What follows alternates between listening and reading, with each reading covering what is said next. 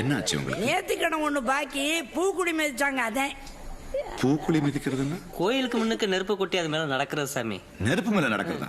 என்ன பாட்டி, கொஞ்சம் கூட கூறு இல்லையா உங்களுக்கு? நெருப்புல குதிக்க சொல்லி எந்த கடவுள் சொன்னாங்க உங்களுக்கு?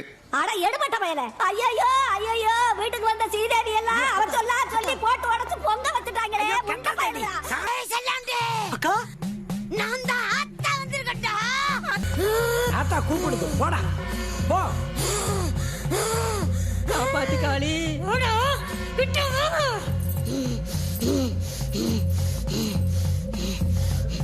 டேய், அந்த திருநீரை கொண்டு வாடா.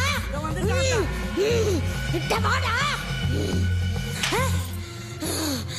நல்லா போடு கழுதைய. என்னவே ஏளனமா பேசுறியா?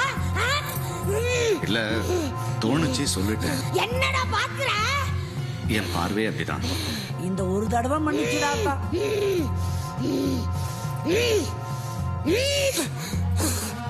மத்த மன்னிச்சிருங்க சாமி. ச்சே, இதுக்கு நீ என்ன பண்ண முக்கிய? சும்மா இரு.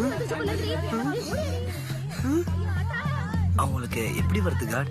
வெறும் நடிப்பா? ஓவர் எமோஷன்ல சைக்காலஜியும் நியூராலஜியும் பாதிக்கப்படுது.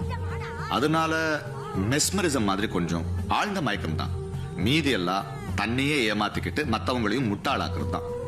இந்த சாமி பால் குடிக்கிறது, கண்ணுல இருந்து ரத்தம் வருது, இதெல்லாம் உங்க வேலை. எனக்கும் அதுக்கும் சம்பந்தமே இல்லை.